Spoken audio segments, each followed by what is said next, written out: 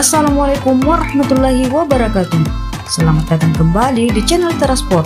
Berita kali ini akan membahas tentang syarat kelayakan Stadion Gelora B.J. Habibie di Parepare agar lolos verifikasi.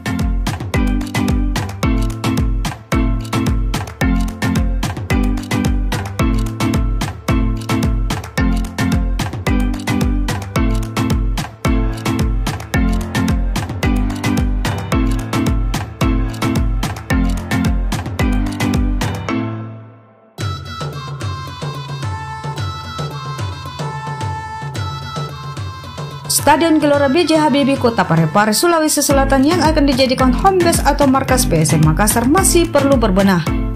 Hal itu merujuk standar kelayakan stadion yang diatur oleh PT Liga Indonesia Baru atau LIB sebagai operator Liga 1. Ada beberapa syarat yang perlu menjadi catatan Stadion Gelora B.J. Habibie untuk segera dibenahi. Paling tidak sebelum Liga 1 2022-2023 yang rencananya akan dimulai pada 27 Juli mendatang. Berikut rangkuman syarat stadion yang layak dijadikan home base pada pertandingan Liga 1. Yang pertama adalah pencahayaan lapangan. Merujuk pada pasal 11.2, Stadion B.J. Habibie harus dilengkapi dengan sistem pencahayaan lampu untuk pertandingan yang disiarkan langsung serta mampu menerangi lapangan permainan secara horizontal minimal 800 lux. Rinciannya adalah 800 sampai 1200 lux horizontal illuminance dan 350 sampai 700 lux vertical illuminance. Menurut Dirut LIB Ahmad Hadian Lukita tentang tata cara pengukuran illuminance mengikuti FIFA yaitu 1:19. Syarat yang kedua adalah tentang lapangan permainan. Pasal 7.2 berbunyi, lapangan permainan Stadion B.J. Habibie harus dalam kondisi baik dan rata, serta patuh terhadap hukum atau aturan permainan.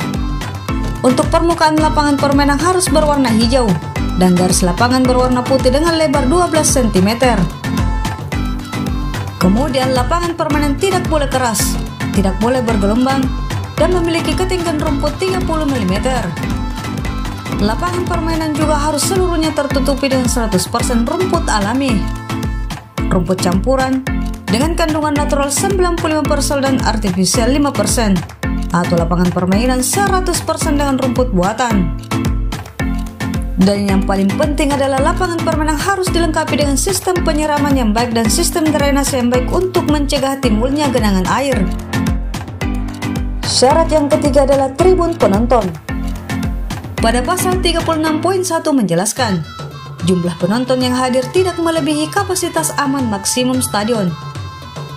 Stadion memiliki minimal kapasitas 5.000 tempat duduk individual yang berada di tribun barat, memiliki atap dengan pencahayaan yang cukup. Kemudian semua tribun penonton harus memiliki tempat duduk. Tempat duduk yang dimaksud adalah tempat duduk individual dan terpisah, terpaku ke struktur bangunan, lantai, dan bentuknya nyaman dengan sandaran belakang untuk penopang duduk. Syaratnya tempat duduk memiliki material yang tidak mudah dirusak, anti api, dan tahan terhadap cuaca dan perubahan iklim. Harus ada ruang untuk kaki yang cukup antara baris kursi sehingga lutut penonton tidak menyentuh kursi di depannya, dan ada jalan untuk lewat. Untuk bisa mencapai ruang untuk kaki yang cukup, direkomendasikan minimal jarak antara penopang belakang antar baris adalah 80 cm. Paling penting area penonton atau tribun harus dibuat dengan fondasi yang kuat dan kokoh. Tidak boleh menggunakan fondasi seperti rangka temporer. Material desain dan konstruksi untuk tempat duduk penonton harus dirancang untuk bangunan permanen. Area penonton atau tribun di stadion juga harus dibagi menjadi sektor-sektor yang berbeda. Masing-masing sektor dilengkapi dengan akses keluar masuk, fasilitas toilet, dan fasilitas pelayanan kesehatan seperti P3K untuk penonton dan area untuk petugas keamanan. Pembatas antar sektor yang digunakan harus tembus pandang. Tujuan pembatas adalah untuk mencegah penonton tidak berpindah-pindah dari satu sektor ke sektor lainnya. Syarat yang keempat adalah ruang pertandingan.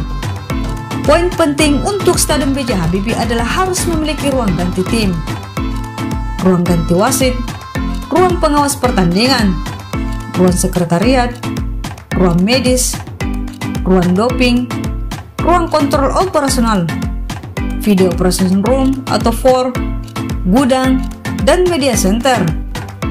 Khusus untuk ruang ganti tim menekankan bahwa stadion memiliki 2 atau 4 ruang ganti tim dengan ukuran dan fasilitas yang sama dengan kapasitas 30 orang.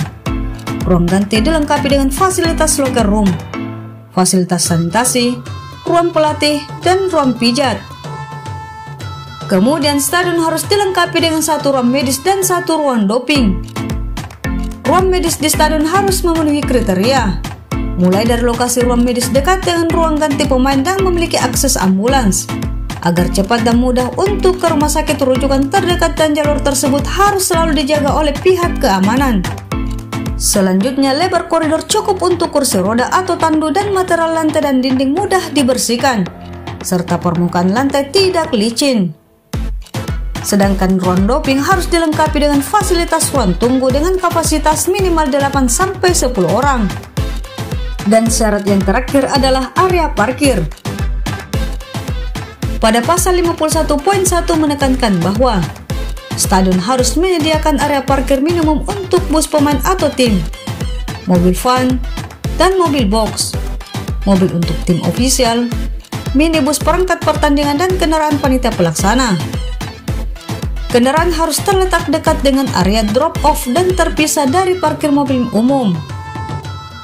Kemudian, stadion harus memiliki area parkir khusus yang cukup untuk 2 mobil ambulans medis dan 1 mobil damkar yang terhubung langsung ke area lapangan permainan. Panitia pelaksana juga ditekankan untuk mengalokasikan area parkir khusus untuk kendaraan awak media. Dan stadion memiliki area parkir yang cukup untuk mobil VIP terletak dekat dengan pintu masuk lobi VIP dan terpisah dari parkir mobil umum. Lokasi parkir kendaraan harus teralokasi dengan baik sehingga penonton dapat masuk langsung ke stadion secara teratur. Area parkir kendaraan di sekitar stadion harus terang dan tertata rapih dengan tanda sektor bernomor atau berhuruf. Tempat parkir harus dijaga dari semua gangguan. Panitia pelaksana juga harus mengalokasikan area parkir yang cukup untuk kendaraan personil keamanan dan terpisah dari parkir mobil umum. Itulah 5 syarat utama yang harus dilengkapi atau dibenahi jika ingin lolos verifikasi kelayakan untuk dijadikan home base PSM Makassar. Semoga Stadion B.J. Habibie bisa lolos verifikasi sehingga masyarakat Sulawesi Selatan, utamanya para supporter, bisa menyaksikan langsung tim kebanggaannya di Sulawesi Selatan. Silahkan berikan komen pada kolom komentar. Jangan lupa like, share, subscribe, dan klik lonceng pemberitahuan agar tetap mendapatkan berita terupdate seputar dunia olahraga nasional dan internasional yang tentunya hanya di channel Tera Sport.